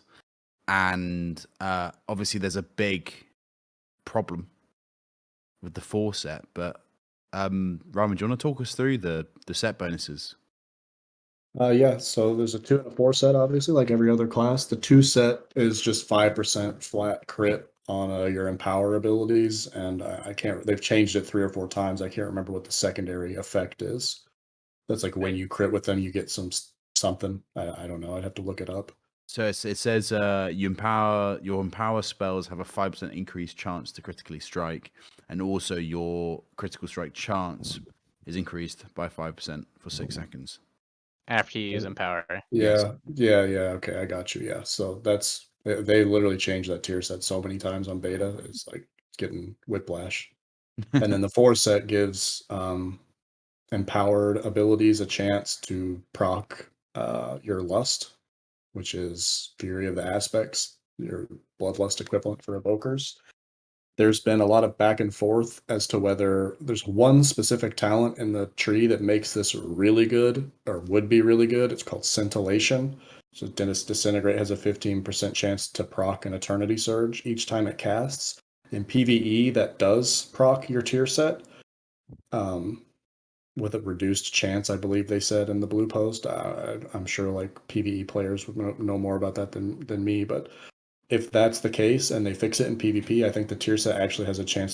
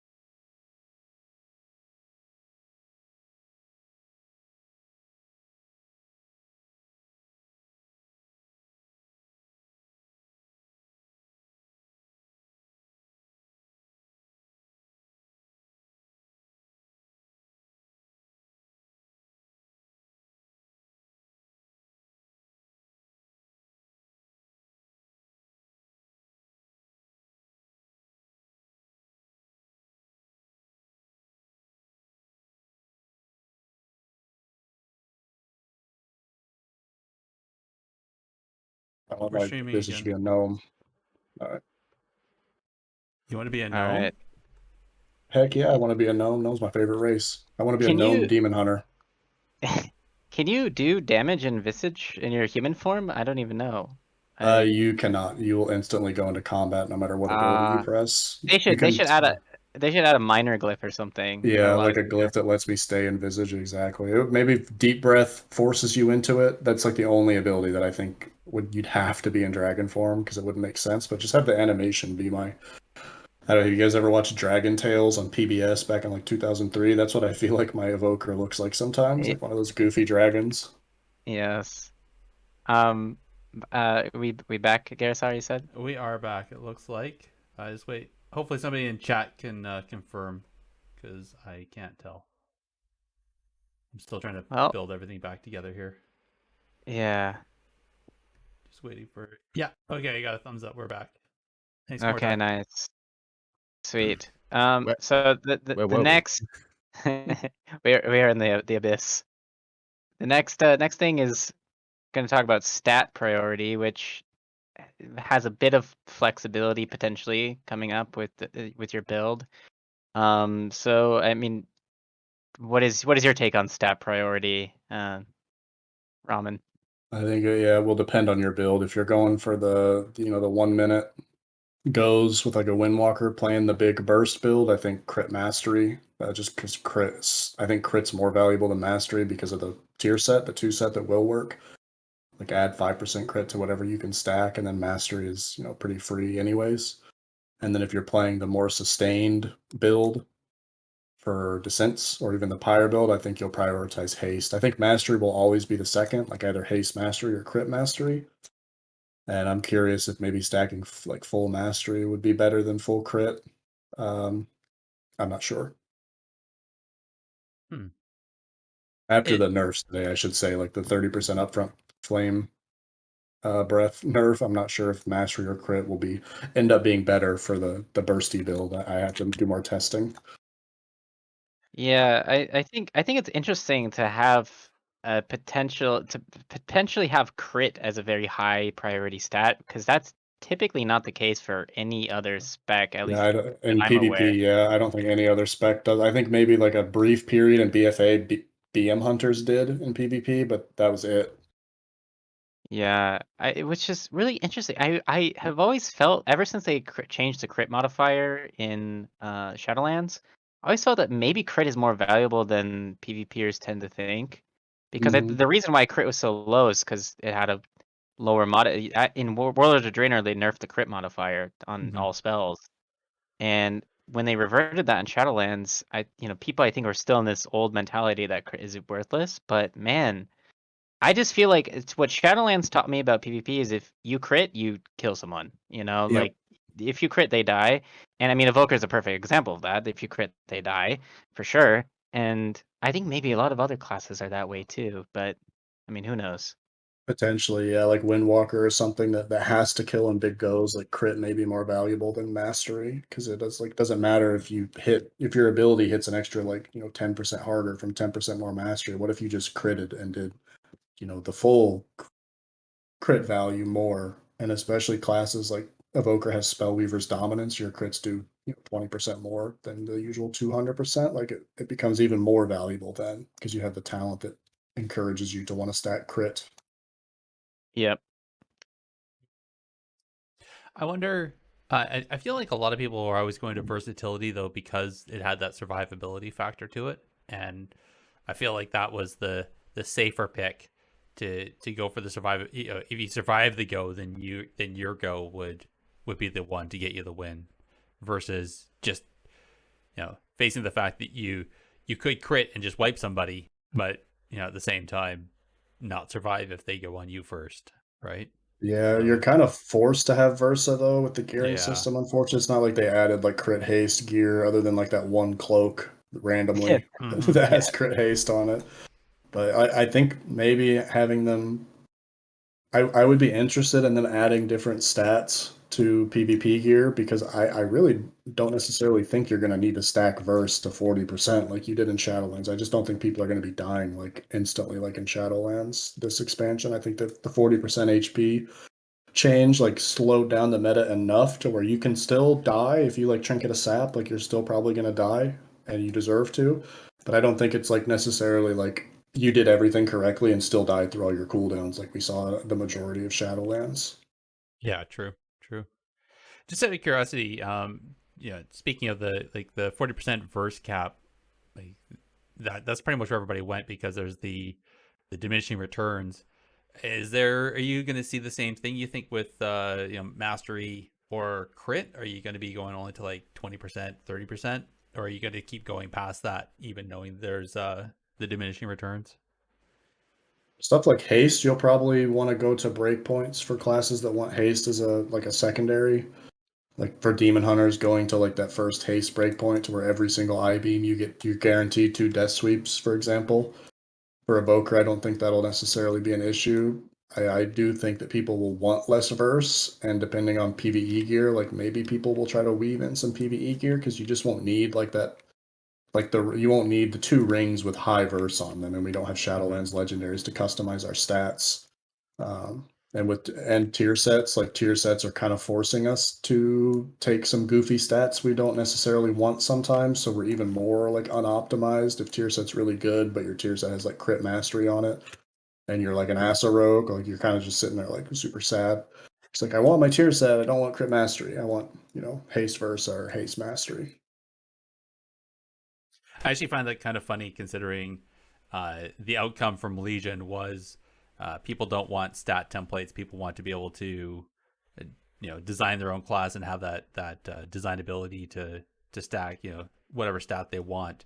And yet here we are being force fed gear with specific stats on it. Yeah, I wish they would have just like kept the writs from like Shadowlands legendaries, like rid of whatever haste Right. versus crit, and then like when we go to forge the tier set, let us do that.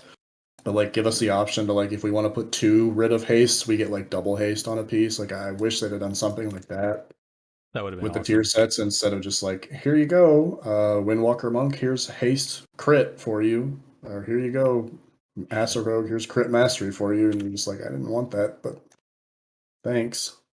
Yeah. Now, are you going to sign up to become a dev for at Blizzard anytime soon? That'd be nice. If they can match my current salary, I would 100% be on board with that. as long as they let me work remote. I don't think living in California with the real estate market over there is necessarily in my wheelhouse. Yeah, my understanding they're still wanting to bring people back eventually. Yeah, they would be. Well, there's nerds as well. California's full of them. Nerds. Nerds are everywhere, man. What are you talking about? It's not just California. Yeah, but they're the wrong kind of nerds. Yeah, the nerd to normie ratio in California is higher. Yeah. True. Speaking of nerd to normie ratio, what kind of comps are we talking about? You're saying you want to go with an affliction lock. I'm assuming that's just twos. Anybody Yeah, else you're seeing, like, or threes? I think affliction, like priest affliction, a disc affliction, evoker is what I'm gonna try, and that's just because like my glad push partner is a warlock main. But I also am interested to try Big's build that he's wanting to roll with, the kind of higher burst setup base damage with like a Windwalker. I feel like would be really cool, and do those like paralysis swoop up leg sweep goes to That get like sounds 2 people guaranteed in the leg sweep, kind of like Wish.com Walking Dead, like Slithering Dead, I guess you call it, or I don't know. I guess there's no DK, so there's no dead, but swoop up into the leg sweep, you guarantee 2 people, then you blast them with like a deep breath, fire breath combo. I was Those are kind of the thinking two. I was thinking in threes, yeah, if you're playing this one shot build, if I were to play Evoker, I'd probably want to play with like some other caster. Uh I think, I mean, I don't know if Arcane is gonna be that good in real threes. I know it was really good in solo shuffle. But I mean, even playing with something like a Frost Mage, like something that could just like slow the game down in between your big one shots and kind of help you a little bit with your one shot, I think could be really fun. I mean, maybe Ellie Evoker will be absolutely nuts because you'll have a bit more support kind of defensively, have Sky Fury Totem to make your big bang even bangier. Bang, yeah, And I was Yeah. just thinking that. and yeah, so I think playing, or like even with a Demo Warlock, like something that can just kind of slow the game down a little bit, have like a little bit of extra control, something that has some stun would be nice. I think maybe Demo would be the move in that case. But yeah, I think you're gonna need to play with something that has a stun for sure, because your stun is like, yeah, 2 minute cooldown Yeah, baseline. Good like good Frost luck. Mage. What's that new Frost Mage PvP talent with the blizzard Yeah. around them? You just like swoop up somebody into it and like force them to take the stun from it, and then deep breath on top of it. And even like we haven't talked about oppressive roar at all. I feel like that's like a huge ability that kind of provides you with some niche, like the 20% increased CC on longer CCs. It's more valuable than something like a 3 second Totally like missed that. stun. It's not a PvP talent. It's just like a random class tree talent. But in PvP, it's nerfed to 20%. It was 25, and now it's 20, I believe. Still 20 in PvP.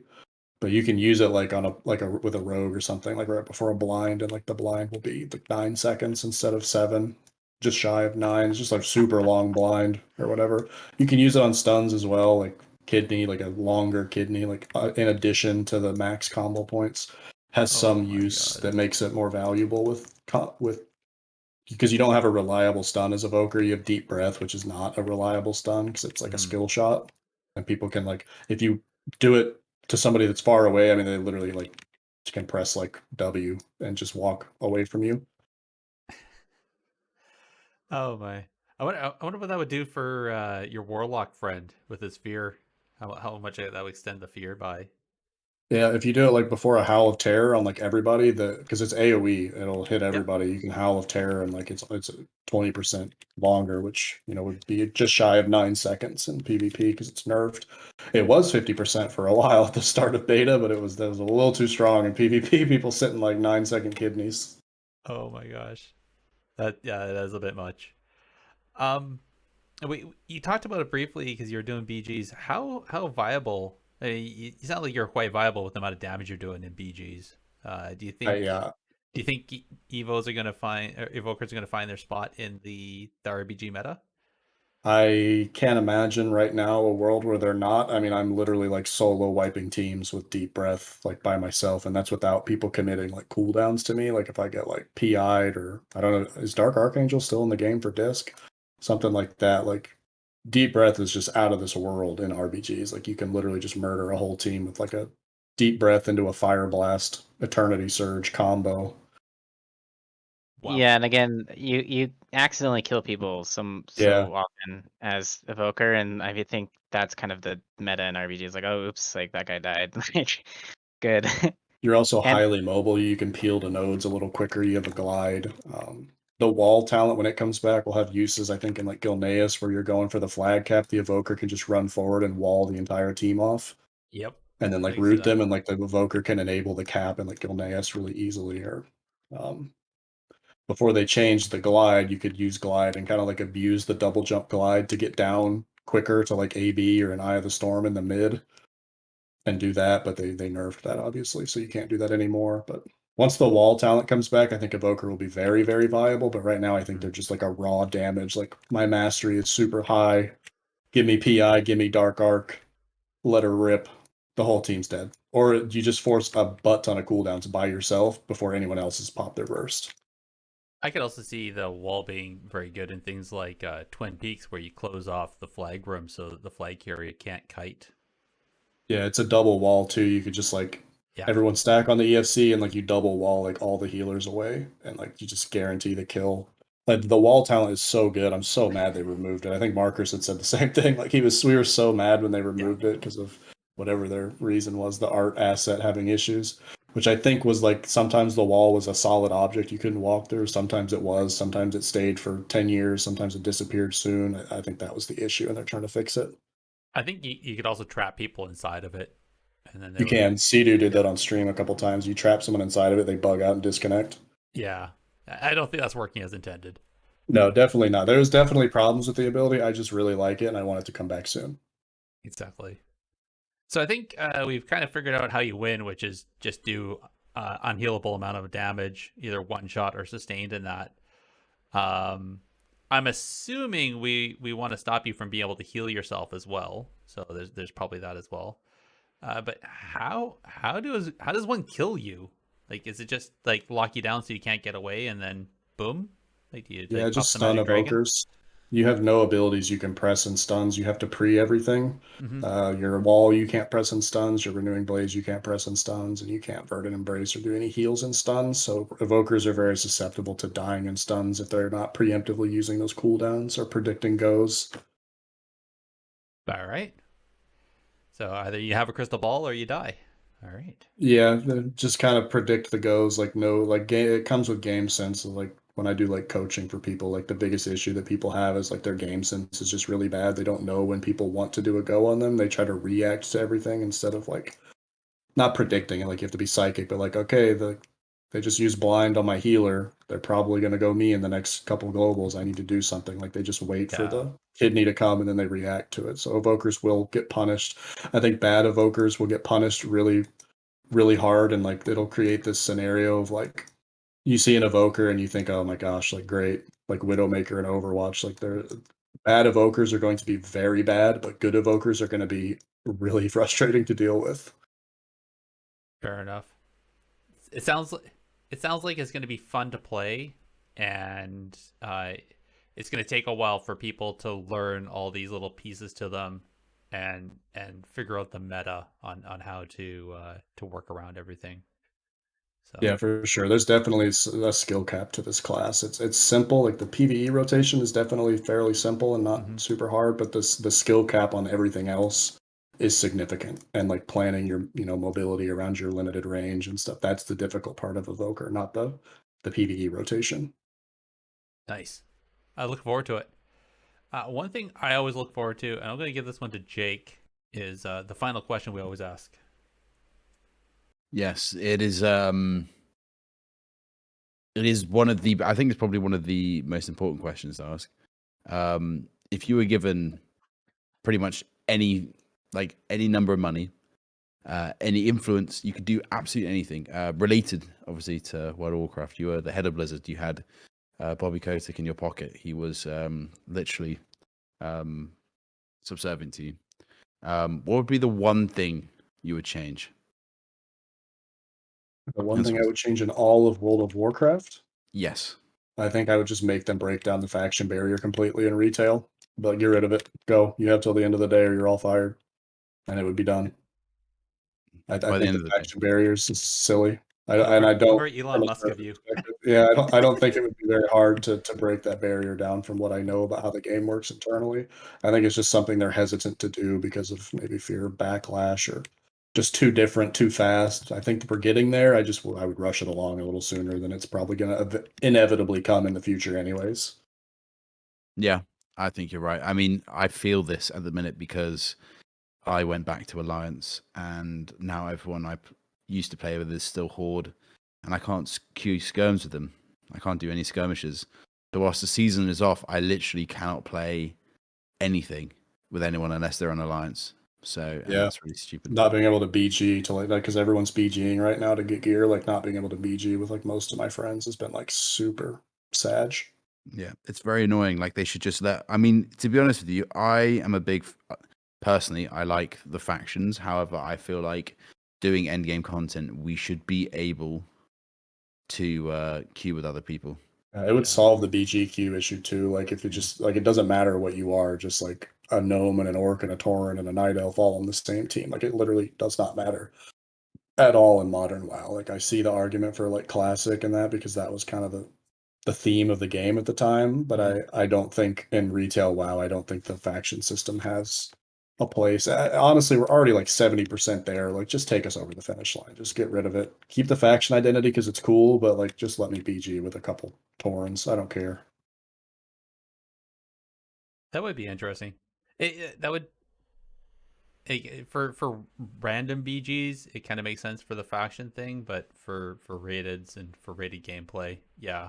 I mean, you're just playing for points anyways, your own personal Yeah, points. even for randoms, like never once have I cared what faction somebody was. I've never been like, kill that dirty orc Oh, for the really? alliance. Like I Oh, personally just don't give a crap, and I don't even think I've ever heard anyone say something like that in my time playing.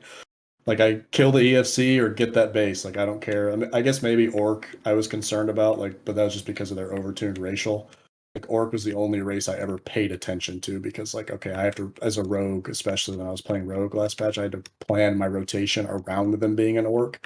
But that wasn't because I, hated the horde and just scumbag Orc. That was just because their racial was probably a little bit overtuned. interesting. I actually still felt faction pride in BGs, but yeah, okay. Are you like an older player? Have you played since Classic? Yeah. Dude, Yeah, that's I'm probably over why. 40. Yeah, Yeah, I yeah. don't have that nostalgia for like the old way of the game. Like I get made fun of because I still play like RuneScape, so I get the That's fine. nostalgia of stuff like that. Mm-hmm. I'm gonna ask Big though. What's your answer? What's the thing you would change? I mean, so normally in previous episodes I've said, oh, make gearing better for alts or like make the barrier to entry much lower. And I think like from what I've seen, from what I've gathered, I think we're definitely taking steps in the right direction with not only, gear upgrades not mattering in PvP.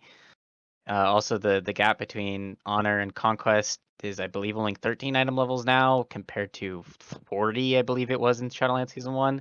Yep. So I think we're in a pretty good place. We're in a much better place. Like, so I can't say that anymore. I can't say, oh, make the game more accessible, because I think it's already kind of at its theoretical, like, it's at its limits within lore, so to speak. Uh, so I would say what's always really frustrating to me is finding information about WoW.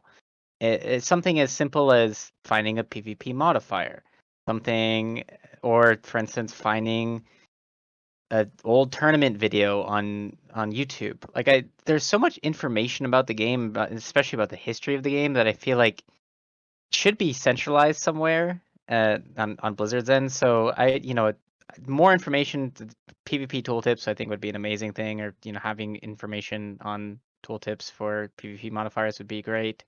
And then like having, I don't know, a library, a Blizzard library where you could find information about things currently and things of the past. I think that would be really, really fun. All right. I I I'm at a loss now because I was going to say PvP modifiers on the tooltip as well, but damn it. Well, there you go. They're so Let's alike. It looks like there's some people in the chat are agreeing with you. Love seeing people in chat responding. All right, I'm gonna put it back. Just because we've said it, I think we've said it before, and I don't have faith that we're gonna see it yet. But I want to see regular tuning, and I want to see regular tuning whether it's needed or not, even if it's just to shift them, to make the meta shift and create new metas. I get I feel that that's needed so that the meta doesn't get stale, especially if we're gonna have longer than 12-week seasons, which we probably will. I feel that having meta shifts is a requirement, so that's what I'd like to see that. How about you, Big? What's yours? I already said mine. Oh, Jake. sorry, Jake. Dope. It happens. I'm gonna say remove warlocks, and that's it. Hey, I agree. all And demon warlocks hunters. are just all warlocks are just demo locks. And you know what? Just demo logs. Oh, Said remove I just demo definitely logs. agree. Yes. Demo logs are a curse upon this realm of They need to existence. do something with the pets, like make the pets like shadowy apparition-esque, like just like animations on the screen. I don't need like 700,000 nameplates for pets that I'm not interacting with or CCing or able to kill. It's so silly that I have to be swarmed by an army of nameplates every time I fight a demo lock. You know what they should do? Instead of Hand of Gul'dan spawning additional imps, it should just make one imp grow bigger. Like instead Hell of yeah. there be a new imp, it just makes one imp grow bigger, and then when the imp would expire, the imp goes back to being small. Like I a think that's Torbjorn turret. yes, The it's imp, scale. the imp daddy. Yes, I wouldn't, because it's those damn imps, man. You just see those Yes. those nameplates, and you're like, damn. I know you can disable the nameplates, but Yeah. whatever. It's Yeah. not even just imps in this X-Pack, man. They're all running Nether Portal, and it's like the imps and then an army of freaking thing. Then the Pit Lord that just like literally like UFC Mike Tyson's you to death behind a pillar, 100-0, and you're just like, I guess I'm CCing the Pit Lord? Question mark. Like rooting Pit Lord and running. Like, oh my gosh.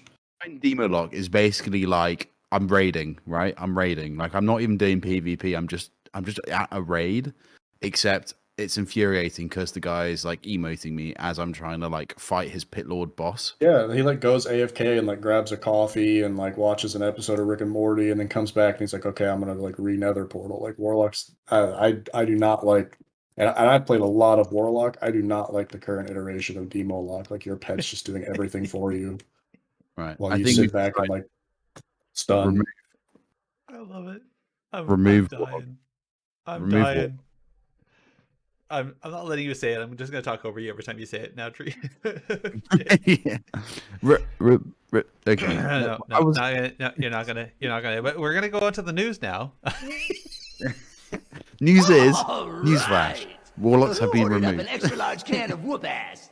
Anyway, Oh boy. Oh, there you go. I think you talked over it, but that's okay. oh no, just remove it from Zencast. I mean, anyway, I'm gonna shut up. No, you're not gonna shut because you're gonna do the WoW PvP news. Oh, I can't shut up. I have to do it. Okay. So obviously we've got the hot fixes coming out on the. I mean, it was decided on the 5th of December. Well, hold on. Are these the ones that are coming out, or the ones that have happened? It's happened, yeah. I believe today. Yeah, they is were it? supposed to happen with reset today. Okay, so these are the ones that were put out on the 5th, but they are happening today, or technically, well, I know technically it is today for EU as well. Yeah. Some of the big things on there are obviously some of the reductions of damage that Demon Hunter had. Obviously, Fodder of the Flames trigger rate no longer scales with haste. I think that's a really big thing.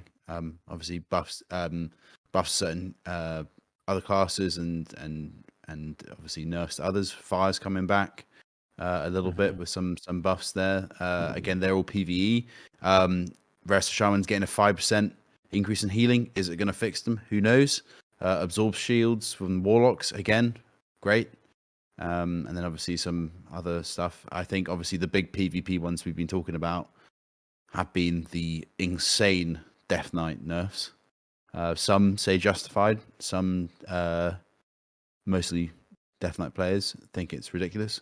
Sorry, I just and then want, did anybody actually test any of these? Because I just want to shout out to Leaka. I saw him tweeting about this. He said he still saw the A-bomb limb grabbing people more than once. I think Mez did a lot of testing, and it looks like most of them are live. Some of them aren't too bad. I don't think the A-bomb limb one has properly gone in, but I don't know that I saw some chatter. I don't know whether it's people have fully tested it yet. Okay. But I know that Mez definitely gave this a try, and that most of them were in. I think what's interesting regarding the DK sort of situation is that a lot of, I think, tournament players like Mez, for example, are saying this has kind of gutted the class, whereas I think some other more, I'm not going to say casual because it's not, but like, kind of like more sort of your usual rank ones that don't really give a monkey's about tournament, like Pet Kick, for example, kind of saying, oh, it was needed, they're fine now. So who knows? I think personally it was a bit obscene. But, yeah, it seems like really heavy-handed, but at the same time, they said they had the data that warranted it. I was just curious if anybody else saw, because like I said, I saw chatter that some of these bug fixes or these nerfs hadn't actually been implemented or didn't actually happen with reset. So just curious if anybody saw something. I'm just saying, what about these evoker nerfs? Like the Scarlet Adaptation being reduced by 30%, Fire Breath initial being reduced by 30%, but Disintegrated Fire increased by 15%. That sounds like that's right up your wheelhouse there, Ramen. Yeah, I'm queuing skirms now, like live on stream. It's definitely more than 15% for Pyre. Like my tooltip it looks about like 31% doing the math in my head. Higher than it was yesterday. It's showing 49,224 over 3 seconds for Disintegrate. I just did 14k DPS in a skirm and killed a Ret Pally in like 4 seconds without Dragon Rage up. All right, working like intended. Good. Yeah, I'm not sure what they did there. I wonder if they had two different QAs where one person did the 15%, another person did the 15%, and not realizing. Who knows? Yeah, I'm not sure. The Living Flame nerf definitely. The Scarlet Adaptation, that's definitely in. It's hitting significantly less hard with the lower item levels on retail from just honor gear. Well, I like always, these are hot fixes. We'll see if anything happens. Back to you though, Jake. Is there anything else that was that caught your eye in the hot fixes? Well, apparently we can't earn bloody tokens in. It sounds funny when I say bloody tokens because it sounds like I'm saying, "Oh, these tokens." It's not like actual bloody tokens. It's like these bloody tokens. I think that's not really working very well. But bloody tokens in raid anymore, apparently, and obviously, I think that's probably about it really that I can think of in terms of stuff that we care about at least. So obviously you can't earn the tokens from honorable kills whilst in a raid. So yeah, I think that's really it. Obviously, whilst we're on it, actually, I'll talk about the shaman ones as well. Kind of the nerfing of magma chamber effectiveness, which was making elemental blast kind of nuts. Those were the 356k elemental blast you could see. I'm really happy about this change because it was really unfun playstyle to have to do that. So I'm happy about that. But anyway, moving onwards, we've got. Sorry, I just want to ask a quick question. I saw at the very end there's a thing about the Cobalt assembly with leech stacks only capping to 5 now. Does that impact the what we're talking about earlier with the people becoming raid boss level? To an extent, yeah, because you could get like 1,000,000% leech if you stood there long enough. Okay. And also, like the lag is still bad because they have to address the fact that 1 million people are there, plus the Tuskar like community cooking event is there. So like just 1 million people are in that zone at all times. So Okay. Okay. Cool. At least I'll help there. Sorry, back to you. Back to you, Jake. That's all right. Obviously, Shadowlands PvP Transworld now on the PvP vendors in Oros. If you ever wanted to go back there, that's all, to the donut. In fact, actually, I have been back a few times, and there are people still about, which is really weird. So, just like, what are you doing? Stop playing Maybe they're this. still waiting for their flight. I don't know. Yeah, maybe they got perpetually stuck, didn't they? They're waiting for Sylvanas to finish her dailies. Yeah. I mean, I should have gone to the stockades and see how many people are still left in there. Which I think is funny. I want to give a. I'm just going to take over. I want to give a quick shout out to Drustvar doing the Shadowlands recap. I think that was really cool that he did that. So I don't know if anybody saw the Raider.io. They had a thing where you could do your recap and see how you did. And this one was equally as cool. Yeah, you basically uploaded your reflex data and gave a good graphical representation of just how your Shadowlands went for your PvP adventures. So if you want to do that, head on over there. Highly suggest it. Assuming that you have reflex and that you have the data to upload. And actually, I think we kind of talked about this, but we didn't hit this little piece. Apparently, the tier sets, the stat weighting got adjusted. I don't know if anybody saw this. So I think that was found over on the beta. But again, Venruki and Lika and a few other people are actually noticing that the versatility weighting on the tier sets was kind of poop. So if they recently went back and found out that the stat weights have been adjusted. There's more versatility, which is, I think, great. So now, if you're looking to choose between, do you want versatility or if you want your 2-set 4-set, it's a bit of an easier choice. So I think that's it. Do you guys, I don't know of any other news out there. I think maybe we should just do the shout outs. What do you guys think? Yeah, sounds good. All right. Yep, sounds good to me. Ramen, I'm going to throw it to you first. Is there any shout outs you'd like to give? Not really. I guess shout out to my wife for bringing me a drink in the middle of this because my voice was dying. This is the most I've talked in a long time. Wow, it's nice of your wife. I wish mine would do that. Although, shit. How about you, Big? Did your girlfriend bring you a glass of anything to drink? No, she just got home and I accidentally locked her outside, and so she's not very. I had to get up mid-cast.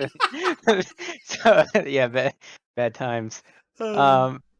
Anyway, shout out to I've given this as a shout out before, but shout out to Jax. I don't know the update on this project he was working on, but he was working on a project to reskin the UI back to the old UI, and I definitely think that's going to be something that will be universally adopted if there's a solution for that.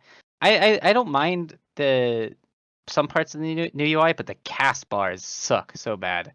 So I think if we can go back to the old cast bars, that'd be amazing. And so shout out to Jax if he can make that happen. That'd be awesome. Jake, how about you? Shout out, to be honest, to your wife for not killing you for that comment. No, for reals. She doesn't listen, thank God. Okay, well there we go. Then you're safe. I am going to. What am I going to shout out? I think I'm going to shout out.